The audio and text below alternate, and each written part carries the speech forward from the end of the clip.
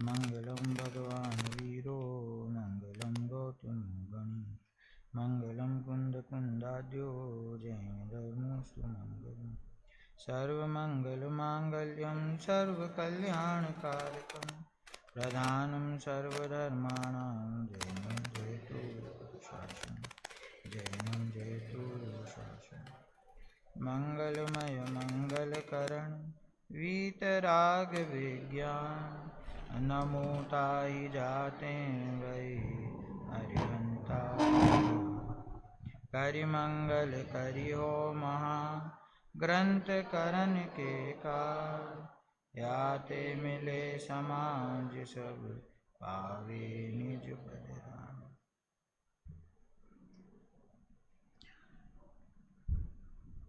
आचार्य कल पंडित टोडरमल जी द्वारा रचित मोक्ष मार्ग प्रकाशक ग्रंथ है।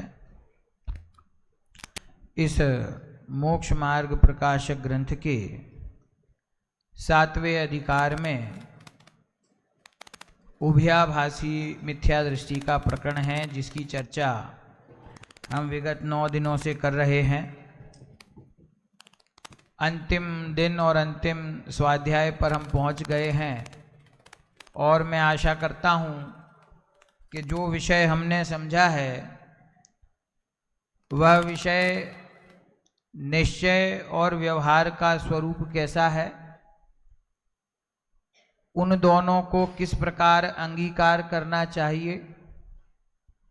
सबसे मुख्य बात कि किसी भी द्रव्य का या भाव का नाम निश्चय या व्यवहार नहीं है और प्रवृत्ति में नए का प्रयोजन ही नहीं है। इतनी जो हमने महत्वपूर्ण चर्चाएं की हैं वे आप सभी को स्पष्टता से ख्याल आई होंगी। उसी विषय को आगे बढ़ा रहा हूं। पूरा प्रकरण तो खत्म नहीं होगा। पृष्ठ क्रमांक 270 पृष्ठ पर चौथा पैराग्राफ है।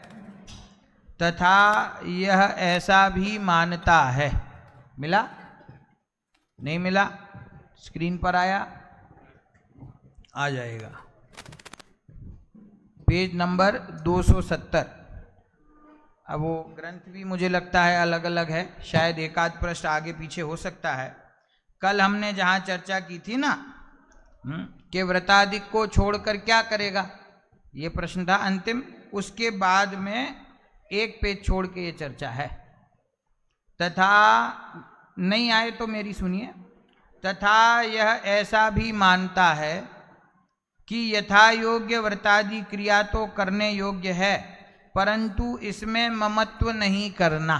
ये प्रश्न मैंने आपको कल बताया था कि जब अनादिकाल से इस जीव को धर्म शब्द सुनते ही कुछ ना कुछ करने का भाव आता है, और जब आचार्य देव कर्तृत्व का निषेध करते हैं तो यह निश्चय और व्यवहार के शब्दों का प्रयोग करके अपने द्वारा की जाने वाली प्रवृत्ति को सार्थक ठहराना चाहता है, और तब उसके अभिप्राय में छुपी हुई जो वासना है, जो भूल है, उसको दूर करने के लिए टोडरमल जी पंडित जी साहब ने बहुत सूक्ष्म निरीक्षण करके, किसका निरीक्षण, हमारे अभिप्राय में छुपी हुई भूलों का निरीक्षण करके यह प्रकरण लिखा है। और उन्होंने निश्चय और व्यवहार के स्वरूप को बहुत ही, गुजराती में तो झीणवट कहते हैं, हिंदी में क्या कहते हैं मुझे शब्द ख्याल नहीं आ रहा है, कि बहुत सूक्ष्मता से हमारे सामने प्रस्तुत किया है कि जिन भी क्रियाओं में हमें व्यवहार की कल्पना होती है, कोई भी क्रिया इस जगत में व्यवहार रूप नहीं है और कोई भी क्रिया निश्चय रूप नहीं है। क्यों नहीं है? अब आप सिद्धांत मुझे बताएंगे। क्योंकि प्रवृत्ति में नए का प्रयोजन ही नहीं है, है ना।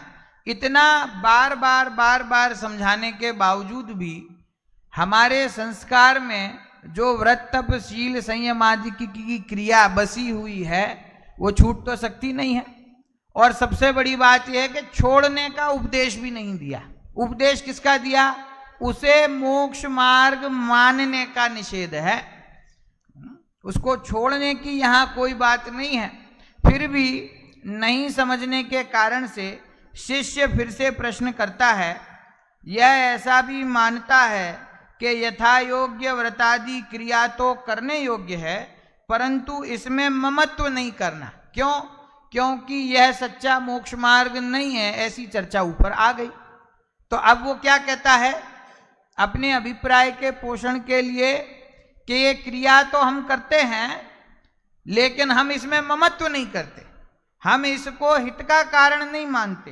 तो क्या उत्तर देते हैं पंडित जी? देखिए, सो जिसका आप करता हो उसमें ममत्व कैसे नहीं किया जाए कि जो कार्य हम करें और कार्य तो कर रहे हैं और कहते हैं कि इसमें हमें कोई ममत्व नहीं है अथवा इससे हम अपना हित होता है ऐसा नहीं मानते। तो सच में विचार कीजिए कि जो क्रियाएं की जाती हैं उनमें यदि अपना हित ना हो तो फिर कोई वो क्रिया करेगा? तो उसमें हित तो भाषित होता ही है। अपने द्वारा की हुई क्रिया का कर्तापन ना हो और फिर भी क्रिया करे तो वो यहाँ पे संभव नहीं है। जो अपनी क्रिया है सो उसमें ममत्व ना हो ऐसा कैसे संभव है?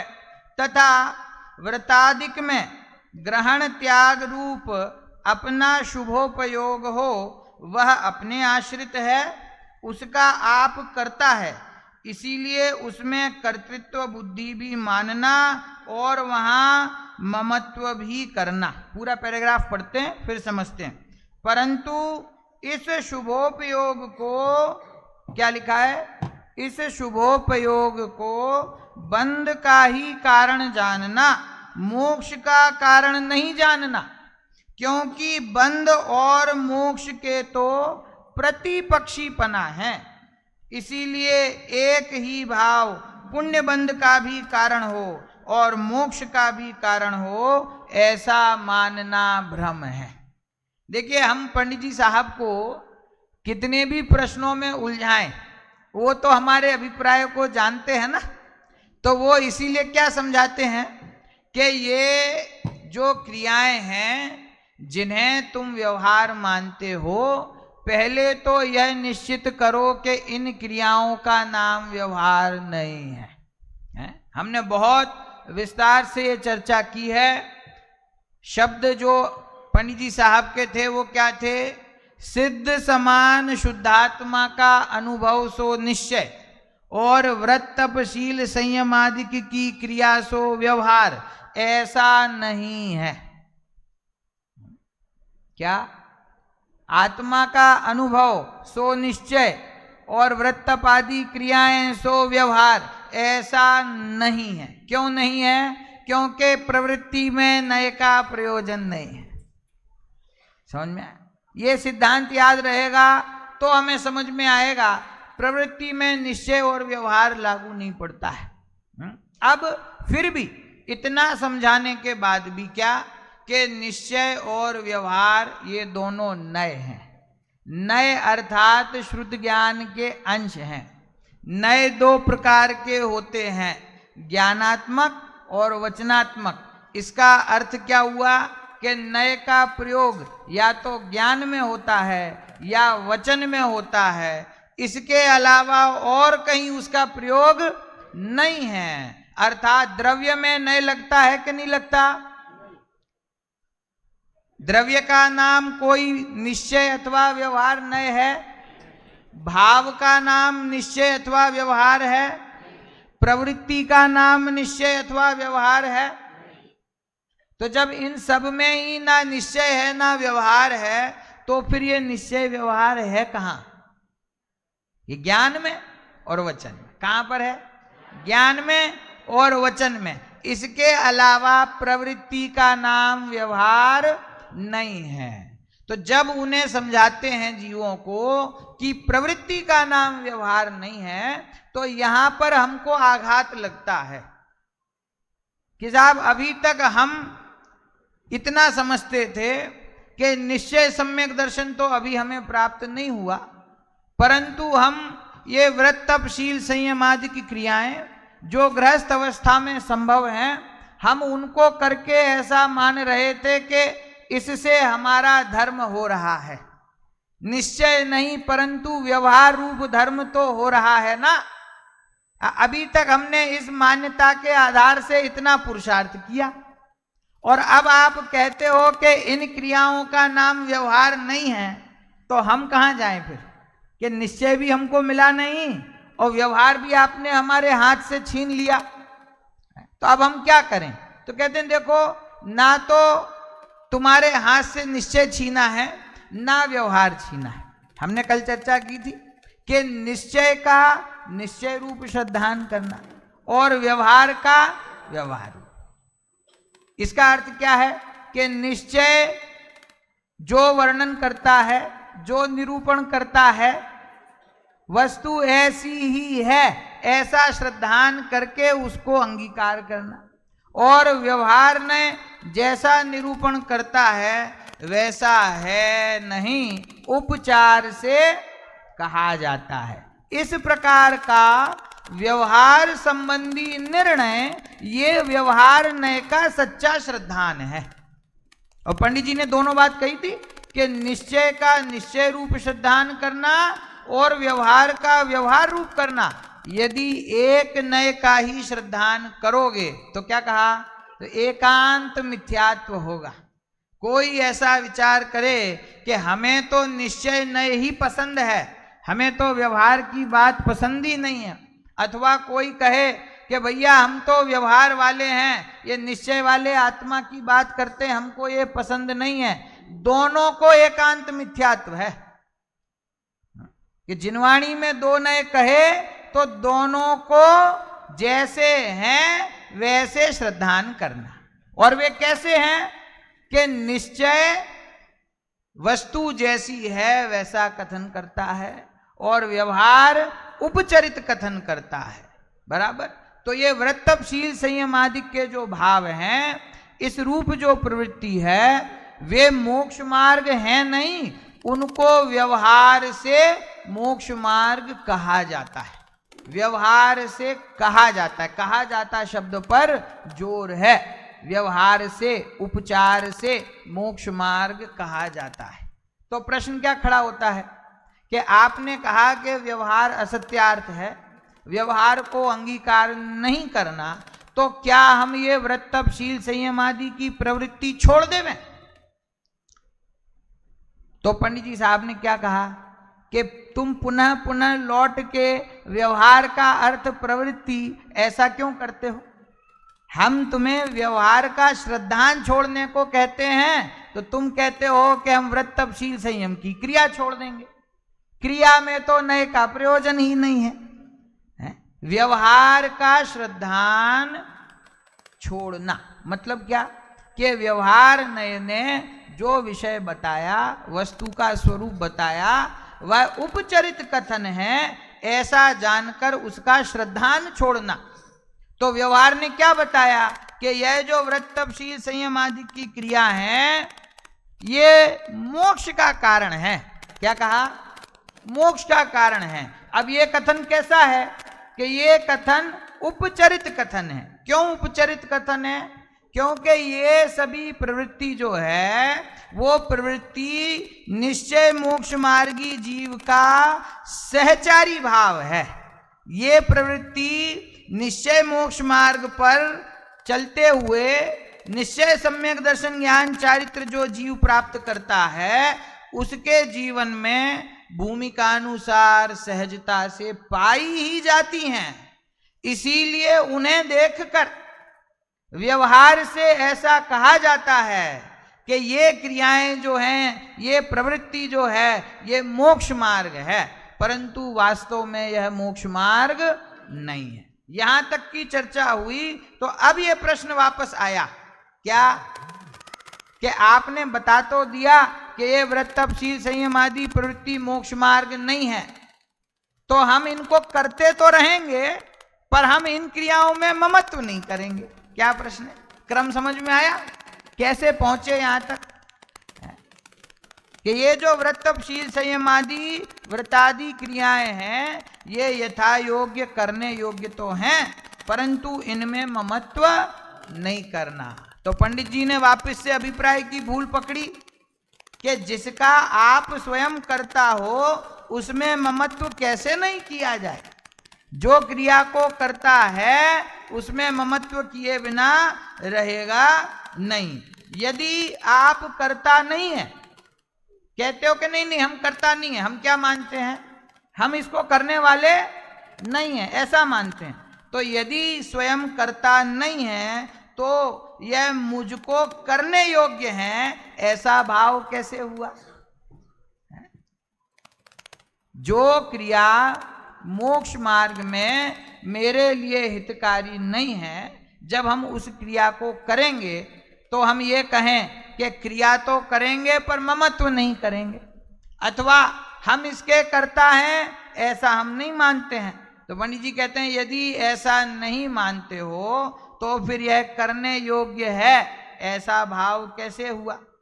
और यदि करता है और यदि तुम उसके करता हो तब वह अपना कर्म हुआ, तब कर्ता कर्म संबंध स्वयमेव ही हुआ, सो ऐसी मान्यता तो भ्रम है। क्या कहा? देखो चर्चा कहां से प्रारंभ हुई थी कि हमारे ज्ञान में निश्चय और व्यवहार का स्वरूप स्पष्ट होना चाहिए, लेकिन हमारे विपरीत अभिप्राय के कारण और विपरीत अभ्यास के कारण बार बार हमारी दृष्टि वो व्रत तप शील संयम आदि की क्रिया पर पहुंच जाती है। और पंडित जी बार बार हमें सावधान करते हैं कि प्रवृत्ति का नाम निश्चय अथवा व्यवहार नहीं है। अब ये यहाँ पर जो है ना, ये व्यवहार का रुचिवंत जीव जो कि व्यवहार के सच्चे स्वरूप को नहीं समझता, वो यहाँ पे बहाना दे रहा है। ये क्या है? ये बहाना है कि हम क्रियाएं तो करते रहेंगे, इसमें ममत्व नहीं करेंगे। तो ये बात तो है, छोटे बच्चे होते हैं, होमवर्क नहीं किया हो और टीचर डांटते हो तो कैसे हमको नए नए बहाने सूझते हैं कि टीचर मैंने किया तो है लेकिन बुक जो है वो घर पे छूट गई है, मैंने किया तो था लेकिन पुस्तक नहीं मिल रही है। तो टीचर समझता है ना कि ये तुम क्या बहाना दे रहे हो, उसके पीछे तुम्हारा अभिप्राय क्या है। तो ऐसे ही यहाँ प्रवृत्ति का रुचिवान जीव क्या कहता है कि प्रवृत्ति तो करते रहेंगे पर इसमें ममत्व नहीं करेंगे, अथवा प्रवृत्ति तो होती रहेगी हम इसके कर्ता नहीं है। तो वे कहते हैं यदि स्वयं करे और यह कहे कि उसमें मेरा ममत्व नहीं है तो कैसे संभव है, और यदि कहे कि मैं इसको करता भी नहीं हूं तो जिसका कर्ता अपने आप को नहीं मानता वह क्रिया करने योग्य है ऐसा भाव कैसे होगा। और यदि कर्ता मानता है तब उस क्रिया के साथ कर्ता कर्म संबंध स्वयमेव ही हुआ। तो दो द्रव्यों के बीच में कर्ता कर्म संबंध स्थापित हो गया, सो ऐसी मान्यता तो भ्रम है।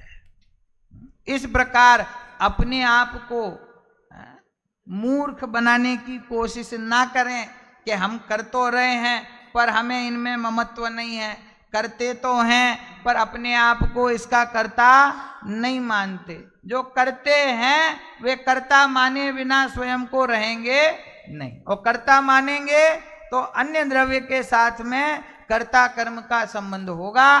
तो इसीलिए इस प्रकार का जो अभिप्राय है वह भ्रम है। अब देखिए आगे, अब उसका उत्तर भी देते हैं, वो समझाते भी हैं कि ऐसा अभिप्राय होना चाहिए।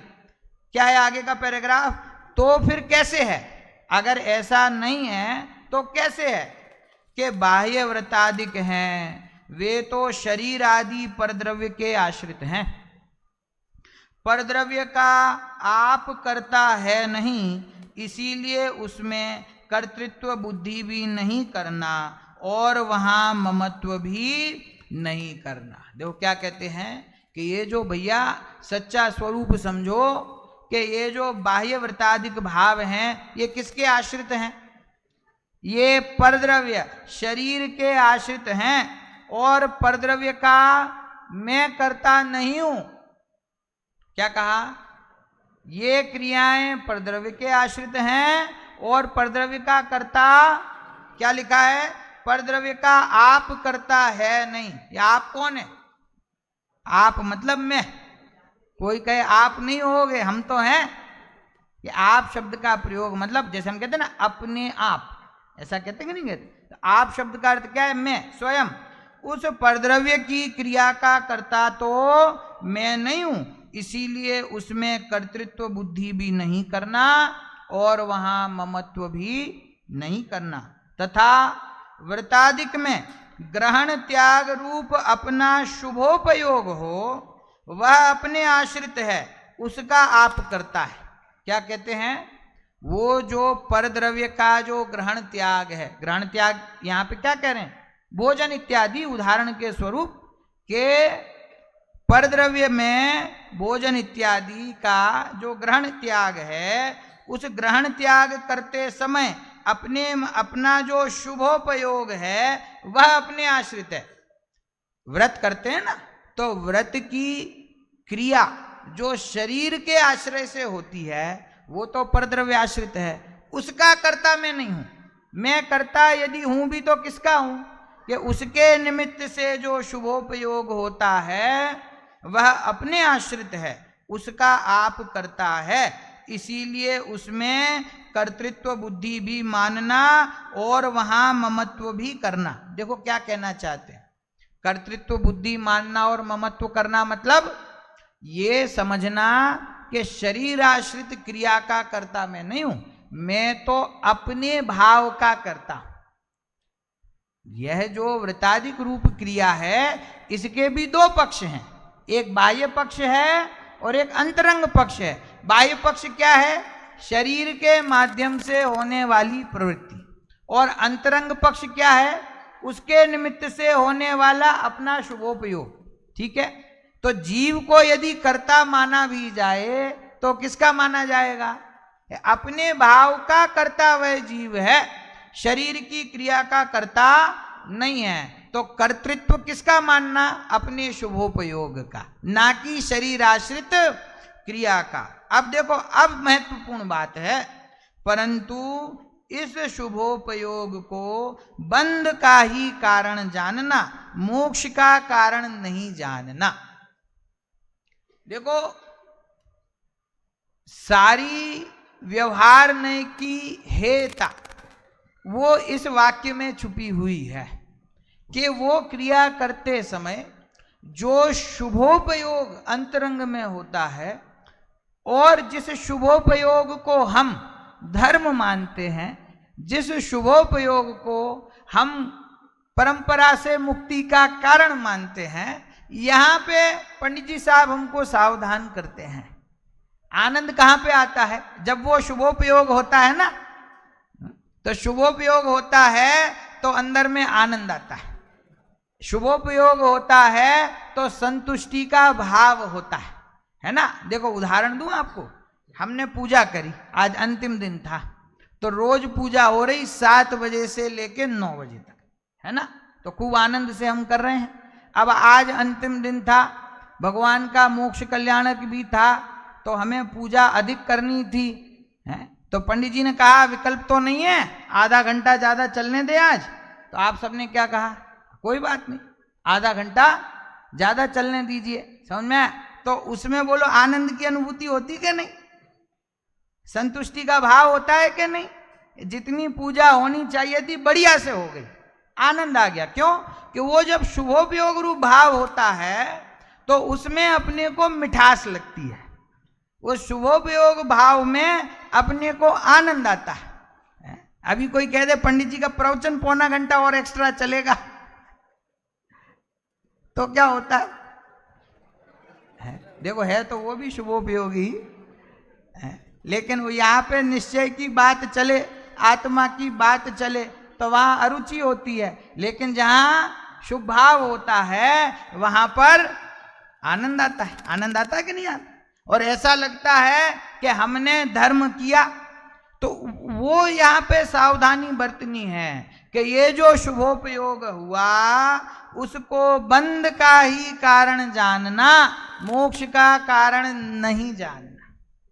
वो जो शुभोपयोग है, यदि वह, देखो आगे कितनी अच्छी बात कही है कि बंध और मोक्ष के तो प्रतिपक्षीपना है। प्रतिपक्षी मतलब विरोध है, परस्पर विरोध है। जो बंध का कारण हो वह मोक्ष का कारण नहीं हो सकता, जो मोक्ष का कारण है वह बंध का कारण नहीं हो सकता। ये तो सरल बात है ना, ये तो स्पष्ट बात है। अब विचार ये करना है कि यह जो शुभोपयोग है ये बंध का कारण है कि ये मोक्ष का कारण है। विचार ये करना है। बोलो क्या लगता है कि जो शुभ भाव है और शुभ भाव के अनुरूप होने वाली जो क्रिया है वो बंध का कारण है कि मोक्ष का कारण है? देखो, जब कहते हैं कि शुभ भाव बंध का कारण है तो किसी को ऐसा लगता है कि जैसे बंध का कारण कहा गया तो मतलब नरक निगोद का कारण कह दिया गया, और इसीलिए उनको विरोध उठता है कि आप शुभ भाव को हे क्यों कहते हो, शुभ भाव को बंध का कारण क्यों कहते हो? तो भैया बंध अकेला नरक निगोद का नहीं है, स्वर्ग गति का बंध भी तो बंध ही है। यह जीव स्वर्ग को प्राप्त करता है किन भावों से? शुभ भाव से। और नरक तिर्यंच आदि गति को प्राप्त करता है किन भावों से? अशुभ भावों से। तो अशुभ भावों का बंधना नरक और तिर्यंच आदि गति का कारण है, और शुभ भाव का बंधना, शब्द क्या है? शुभ भाव का बंधना मोक्ष का कारण हो सकता है। आप लोगों को समझ में आता है बच्चों? शुभ भाव का बंधन है ना, बंधन शब्द है वहां, तो शुभ भाव का बंध है वो मोक्ष का कारण है कि स्वर्ग का कारण है?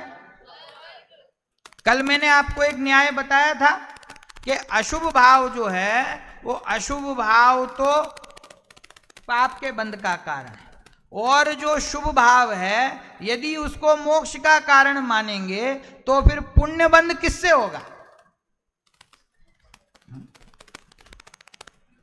क्या कहा फिर से? जो मंद कषाय का भाव है, जो प्रशस्त राग है, जो देव गुरु धर्म के प्रति विनय का परिणाम है, यदि यह परिणाम जो व्रतादि का परिणाम है, संयम का परिणाम है, यह परिणाम यदि मोक्ष का कारण हो तो फिर स्वर्ग आदि गति के बंध का कारण कौन होगा? यदि आप कहते हो कि जो स्वर्ग का कारण है वही मोक्ष का कारण है, तो फिर यहां कहते हैं कि बंध और मोक्ष के तो प्रतिपक्षीपना है। बंध और मोक्ष तो परस्पर विरोधी है ना। जिस भाव से कर्म का बंध हो उससे मोक्ष की प्राप्ति नहीं हो सकती, और जिस भाव से मोक्ष की प्राप्ति होती है उससे बंध नहीं हो सकता। ये तो स्पष्ट है ना।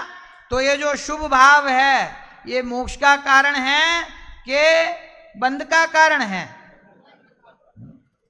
समय सार ग्रंथ में इसको सोने की बेड़ी की उपमा दी है। किसकी उपमा है? बेड़ी लोहे की हो तो भी बांधेगी, और सोने की हो तो हम कहें कि सोने की बेड़ी लोहे की बेड़ी से तो अच्छी है ना। कि भैया देखो प्रकरण क्या है, लोहा और सोना खरीदने बेचने का और पैसे कमाने का प्रकरण नहीं है। प्रकरण किसका है? बंधन से छूटने का। तो बंधन से छूटने की अपेक्षा से वो लोहे की बेड़ी भी मेरे लिए अहितकारी है और सोने की बेड़ी भी अहितकारी है। तो जब कहते हैं कि शुभ भाव है तो झटका लगता है कि भैया जो शुभ भाव को हे कहा जा रहा है, आप कहोगे पाप से तो अच्छा है ना। क्या कहा? इष्टोपदेश पढ़ रहे हो ना आप लोग दोपहर में? पहले दिन क्या गाथा चली थी याद है क्या? पहली 4 गाथाओं में कि धूप में खड़े रहने से अच्छा तो छाया में बैठ के इंतजार करना है ना। तो अशुभ भाव से शुभ भाव तो योग्य है ना। कल पंडित जी ने भी कहा था, हमने कल पढ़ा था ना कि यदि वृत्तादि रूप परिणमन नहीं करेगा तो क्या करेगा कि हिंसादि रूप प्रवर्तन करेगा। हिंसा करेगा तो क्या होगा, नीच गति का बंध होगा। तो उससे स्वच्छंद होना ठीक नहीं है। समझ, ऐसी बात हमने कल करी, लेकिन उसमें जो मर्म है वो समझना कि अशुभ भाव से शुभ भाव अच्छा तो है ना कि नहीं है। शुभ भाव अशुभ भाव से अच्छा नहीं है। क्यों? यहां पर स्वर्ग की प्राप्ति का लक्ष्य लेके हम नहीं चल रहे हैं, यहां बंधन और मुक्ति का प्रकरण है। तो जो कोई भाव मुझे इस संसार में बांध के रखता है वो सब भाव जो बंध का कारण होने से हे है। कि साहब आप शुभ भाव को हे कह दोगे तो फिर व्रत तप शील संयम आदि कौन करेगा? कि तुम फिर वहीं आ गए। 9 दिन से समझा रहे हैं, तुम फिर वहीं आ गए कि प्रवृत्ति का नाम निश्चय व्यवहार नहीं।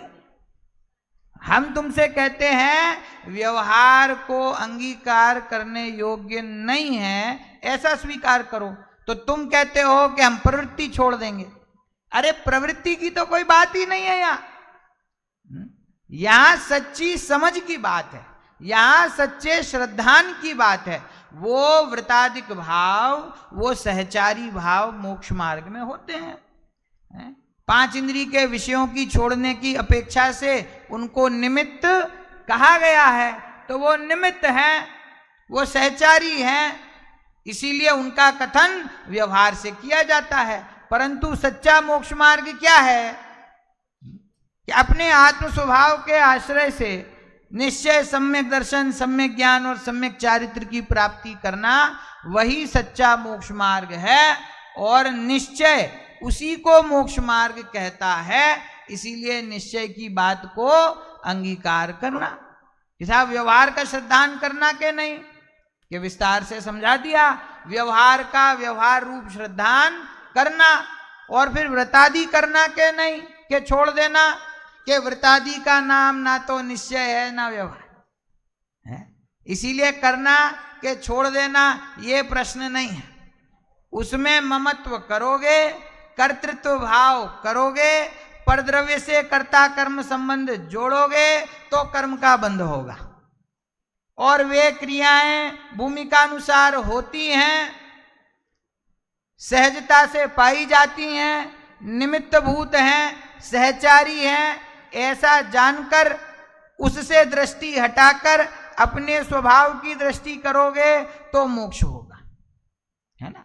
और निश्चय और व्यवहार जिसको यहां पर समझाया गया है, वो निश्चय और व्यवहार मोक्ष मार्ग को समझने के साधन है। क्या है? वे वस्तु के स्वरूप को समझने के साधन हैं। टूल्स बोलते ना, टूल्स है। हम कोई काम करते हैं तो उसका साधन तो चाहिए ना। तो हमको मोक्ष मार्ग में आगे बढ़ना है तो उसका साधन क्या है कि वो निश्चय और व्यवहार, उनको समझना, ये मोक्ष मार्ग में आगे बढ़ने का साधन है। अब जो हमारा साधन है यदि वही सही ना हो तो फिर साध्य की प्राप्ति कैसे होगी? समझ में? हम परीक्षा देने जाना है, समझ में, मैथ्स का पेपर है, तो पेपर देने जाने से पहले एक तैयारी करते हैं किस चीज की? कंपास को सेट करने की। 3 पेंसिलें बराबर शार्प की हुई हों, रबर हो, है, समझ में, इरेजर है, शार्पनर है, स्केल है, और क्या होता है, डिवाइडर। सबकी तैयारी करके जाते हैं ना। क्यों? कि वहां पहुंचे और कंपास खोला, लो पेंसिल लाना ही भूल गए, लो स्केल लाना ही भूल गए हैं। ये स्केल ले तो आए लेकिन ये तो टूटा हुआ है, ये राउंडर ले तो आए लेकिन ये बराबर राउंड घूम ही नहीं रहा है। तो जब टूल सही नहीं होंगे, साधन सही नहीं होगा, तो साध्य की प्राप्ति कैसे होगी? तो निश्चय व्यवहार जो है उसके ही स्वरूप में हमारी भूल होगी, तो उसका प्रयोग करके वस्तु के स्वरूप को कैसे समझेंगे? जिस प्रवृत्ति का नाम निश्चय व्यवहार नहीं है उसमें हम अपने भ्रम से निश्चय व्यवहार लगाते हैं। जिस द्रव्य का, जिस वस्तु का, जिस भाव का नाम निश्चय व्यवहार नहीं है उसमें निश्चय व्यवहार लगाते हैं। तो कहते हैं जब स्वरूप का निर्णय ही सही नहीं होगा तो उसके माध्यम से उसका प्रयोग करके, तत्वा सूत्र का सूत्र मैंने आपको बताया, प्रमाण नयैरधिगमः, प्रमाण और नय के द्वारा वस्तु का अधिगम होता है, और उस नय के अंश हैं ये निश्चय और व्यवहार, और इनका ही ज्ञान सही ना हो तो इनके माध्यम से फिर तत्व का, प्रयोजनभूत वस्तु का निर्णय सही कैसे होगा। इसीलिए इनका निर्णय करना जीवन में बहुत आवश्यक है। ये बिल्कुल बेसिक है, बेसिक समझते हैं आप? श्रावक का बेसिक क्या होता है? श्रावक है ना हम सब, है? तो श्रावक का कंपलसरी नियम कौन सा है? अब परिभाषा नहीं पूछ रहा हूं, नियम क्या है? 5 उदुम्बर फल का त्याग और 3 मकार का त्याग, ये 8 मूल गुण है ना श्रावक के। ये नहीं होवे तो श्रावक ही नहीं। मैं कहता हूं ये जो निश्चय व्यवहार है ये साधर्मी का मूल गुण है। ये नहीं समझ में आया, ये अपने जीवन में नहीं हो तो वास्तव में वो मुमुक्षु नहीं है, क्यों? उसको आगे बढ़ने का रास्ता ही नहीं मिलेगा, वो भ्रम में ही जीता रहेगा। हम जी बोलो, भ्रम हम रहते हैं कि नहीं रहते भ्रम में? कि भैया सुबह हम मंदिर जाते हैं, फिर थोड़ा स्वाध्याय करते हैं, पूजा करते हैं, घर पे बैठ के भी थोड़ा पढ़ते हैं, थोड़ा व्रत तप शील संयम जितना हमसे हो सकता है, माताएं बहनें हैं इनसे ज्यादा हो जाता है, इनमें से ये उपवास कर लेती हैं 3 दिन 5 दिन 7 दिन 10 दिन, और अपन साहब हमारे तो ऑफिस जाना है, सुबह से दोपहर तो जाना है, हम तो थोड़ा सा जितना हमसे होता है उतना हम करते हैं। तो जो जितना प्रवृत्ति कर पा रहा है वो उसके अनुसार अपने मोक्ष मार्ग की कल्पना करता है। युवा सोचता है कि मैं वैसे तो मंदिर नहीं जा पाता, पर 10 दिन आ गया तो मतलब मेरा 1 साल का कोटा पूरा हो गया। 10 लक्षण में आ गया मंदिर में तो 1 साल का कोटा हो गया। जो रोज 1 घंटा पूजा करते हैं वे 2 घंटा कर लेते हैं तो उनको लगता है मेरा कोटा पूरा हो गया। रोज तो 1 घंटा करते थे, 10 लक्षण में 2 घंटा कर लिए। और जो रोज संयम से भोजन करते हैं उनने उपवास कर लिया तो उनको लगता है हमारा कोटा। बोलो, इन प्रवृत्ति से मोक्ष मार्ग का कोई संबंध है? सच्ची समझ से मोक्ष मार्ग में आगे बढ़ेगा। प्रवृत्ति को अभी कुछ देर के लिए गौण कर दो, क्योंकि प्रवृत्ति का नाम निश्चय और व्यवहार। और देखो, इस पूरे प्रकरण में से स्वच्छंदता बिल्कुल ग्रहण नहीं करना, क्योंकि पंडित जी ने व्यवस्थित रूप से समझाया कल कि यदि वृत्तादि रूप प्रवर्तन नहीं करेगा तो क्या करेगा? हिंसादि रूप प्रवर्तन करेगा तो भैया कर्म का बंध होगा और नरक निगोद गति में जाएगा। इसीलिए कोई समझे कि मुमुक्षुओं के यहाँ पे शुभ भाव को हे कहते हैं तो ये लोग तो हमेशा अशुभ भाव ही करते रहते होंगे। भैया मुमुक्षु इतने बुद्धू नहीं है। शुभ भाव को हे कहते हैं वो बंध और मुक्ति की अपेक्षा से कहते हैं, और हमारा लक्ष्य मोक्ष की प्राप्ति है, और उस मोक्ष की प्राप्ति में वो निश्चय मोक्ष मार्ग जो है वही वास्तव में सच्चा मोक्ष मार्ग है। और व्यवहार मोक्ष मार्ग जो है वो व्यवहार मोक्ष मार्ग कुछ होता ही नहीं है, व्यवहार मोक्ष मार्ग कहा जाता है। मैंने पढ़ा था, मोक्ष मार्ग 2 प्रकार का नहीं है, मोक्ष मार्ग तो एक ही है। जो है उसी को मोक्ष मार्ग कहना सो निश्चय, और जो नहीं है उसको उपचार से मोक्ष मार्ग कहना सो। चलिए, समय हो गया है, अभी की बात पूरी करते हैं। हेलो।